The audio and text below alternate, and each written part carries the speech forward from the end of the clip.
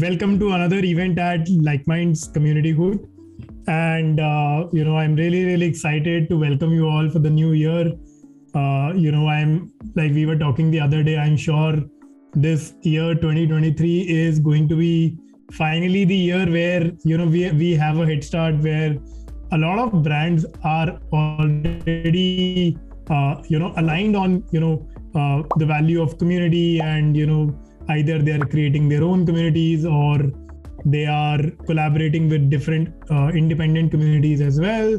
And the only thing that I believe is still lacking is the right mindset, the right knowledge set, and we're all figuring it out. It's not like we've all like figured it out and it's just implementation. Now I think there are a lot of uncertainties on different playbooks, and we I think in this year hopefully we'll figure out some of those playbooks and implement in our communities that we're building. And I hope that you guys can also lead the way to create those playbooks in your own communities and probably share it with the whole world. So like I said, the topic for today is how to plan and create your community content.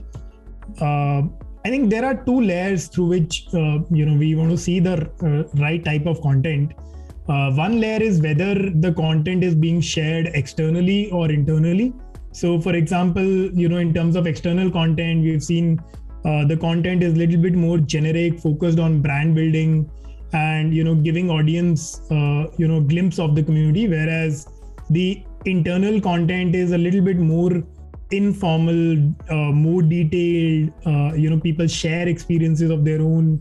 There is always an element of the content being able to drive conversations, being given more importance when you do it within the community.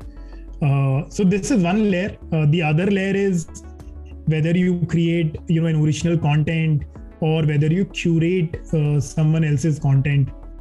So these are like two lenses through which we saw some of the other community builders think when they create content for their community. One thing that came out very clearly, and I think Nihal has volunteered to share a little more after the presentation. I'll have him share it, but create content that creates value for your community. I think Vineet was also mentioning it in our pre-event catch-up multiple times, that a lot of times we focus on numbers in terms of daily active users or number of likes or number of engagement. I think what is more important is, see, while those matrices always help to see the community health, but what is like even more important is to make sure that the content that we're creating or the members are creating in the community is valuable for other members, and that's something that is non-negotiable when you when you're planning for your community content calendar or any kind of content. So some of the examples that came out as part of our research was, I think expert advice is something that a lot of people see that has created value in their communities. Anything that supports or solves a problem for your members. If you can share detailed perspectives on a subject, if you can share news which is very hyper focused on the niche that you are focusing on, something that so this is where like curation becomes very interesting. And then a little bit of humor never harms.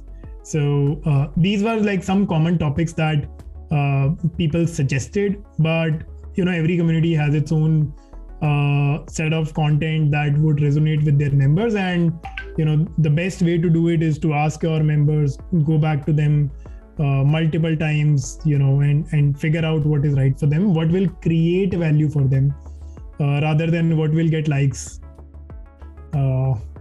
Now, of course, we need to measure the effectiveness of content. So, the most common is, of course, like, I discussed likes, reactions, comment, post, how many collabs are being done, Then what is the reach, what is the page views. I think page views is still very interesting because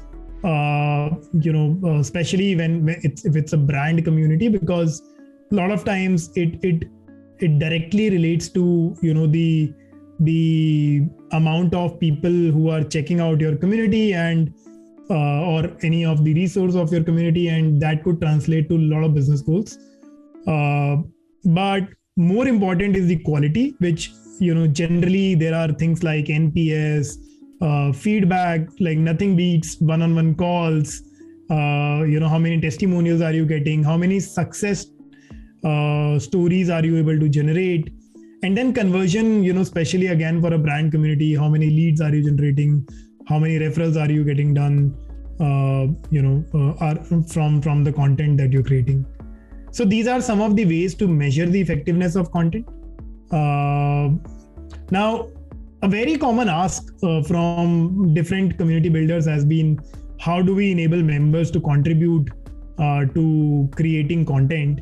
And I think, like I said, we're still figuring it out. It's a very hard problem. But some of the common things that came out was, of course, to set up very clear guidelines and submission processes. So, for example, you might run a very famous blog and you can allow even your members to contribute to that blog, but you'll still need to tell them, hey, these are the parameter A, B, C, D that you'll need to fulfill to be able to create the blog which will go on the platform.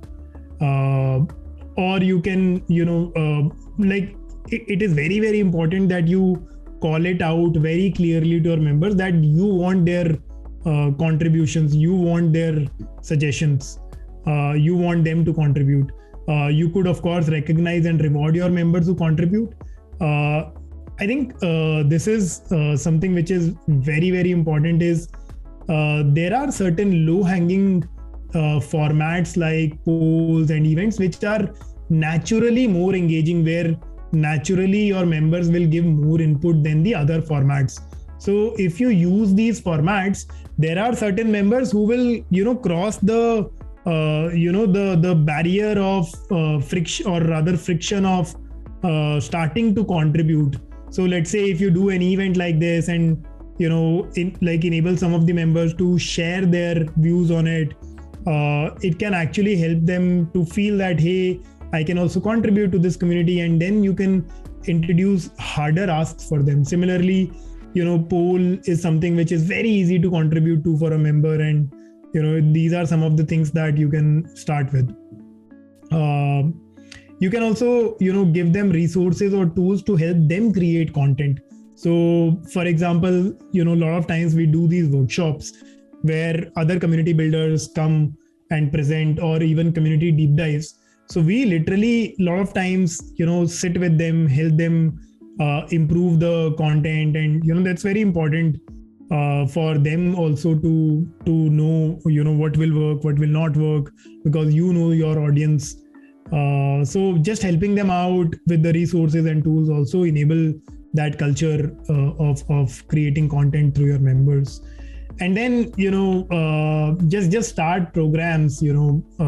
Like I've seen so many, especially in EdTech, I think like there are communities around product, there are communities around design, and run these courses, and it literally helps the members to feel that what they are learning can be shared as well. And we would have seen a lot of these STOAs, Next Leaps in India, who have been able to make their members share that content even on social media, and not just the inside of community. Now, these are some steps to prepare a content calendar. The first step is always to determine the goals of creating any content. So whether a content is for virality, whether a content is to, let's say, create a strong branding. So for example, we did the SOICM report, which was very, very focused on creating a long-term value, creating an impact in the industry. And that's why it took us almost like 2 to 3 months of efforts. But we knew that our goal is long-term branding. We knew our goal is to create long-term value for the industry. Whereas, let's say creating a PPT like this, it has very clear value that we want, visual aid for, let's say, all of you to learn the topic better, right? And so that's always the first step. Then you need to identify what are the types of content that will go in that campaign.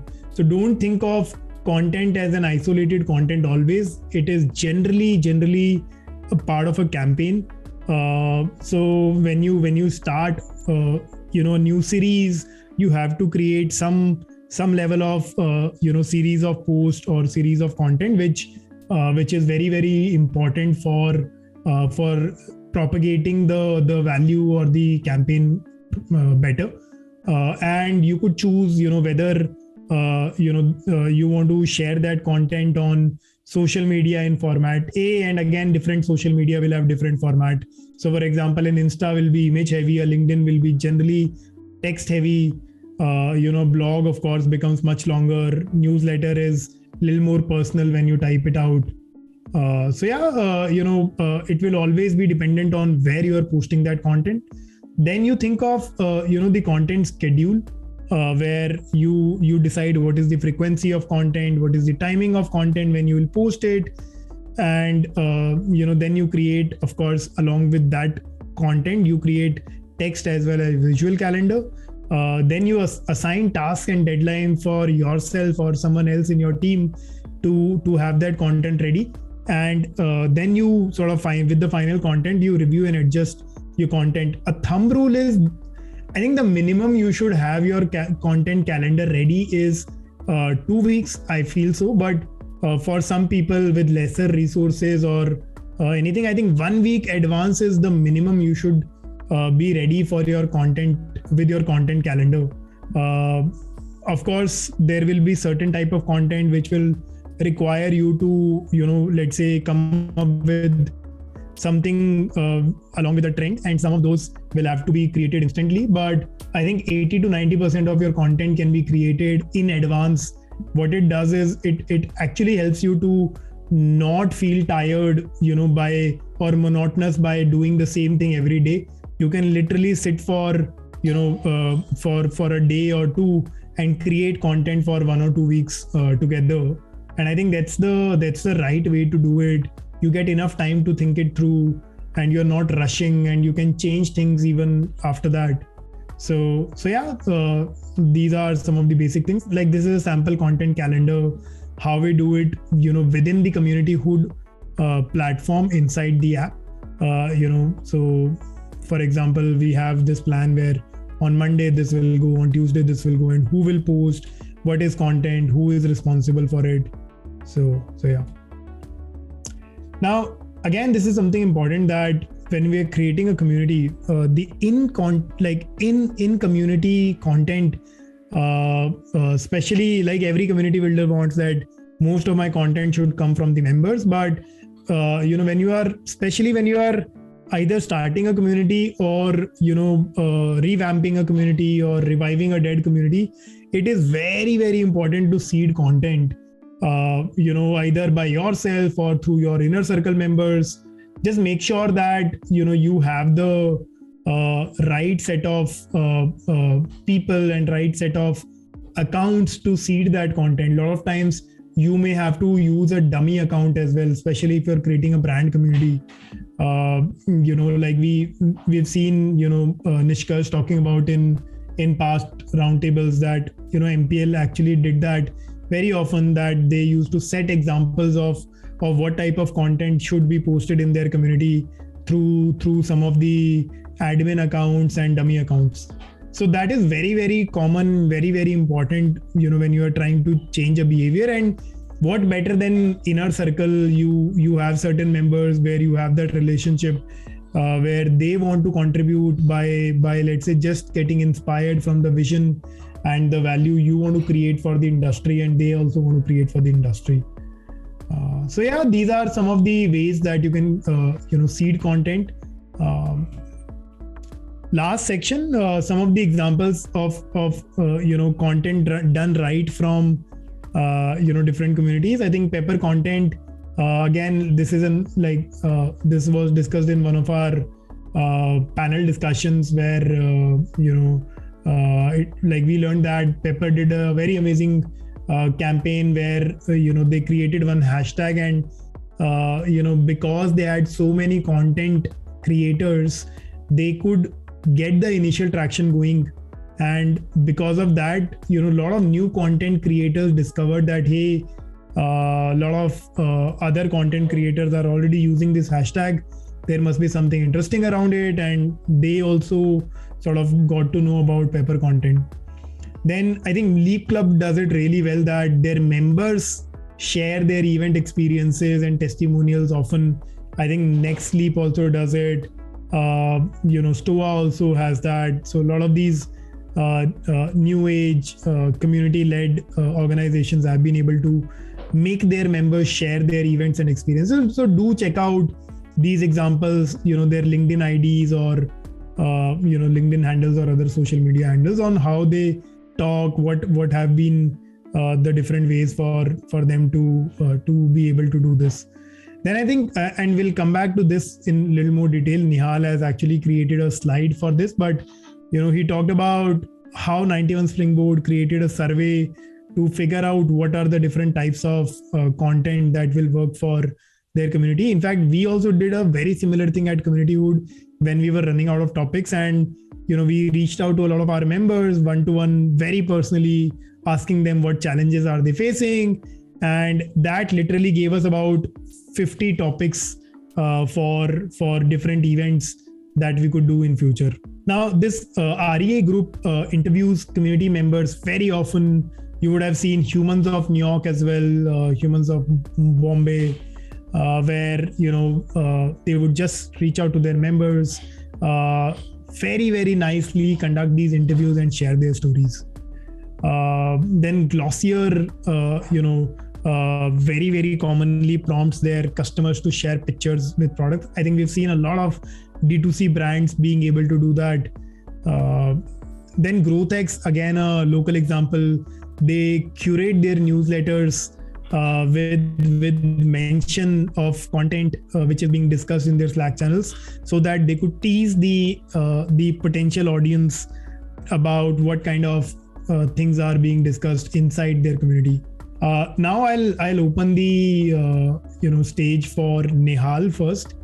He's prepared a small one-pager framework that he used at 91 Springboards to figure out the right content for their community. Nihal, over to you. So I think what I've tried to done with this snapshot is, it's literally a snapshot of what we have as a topic over here, right?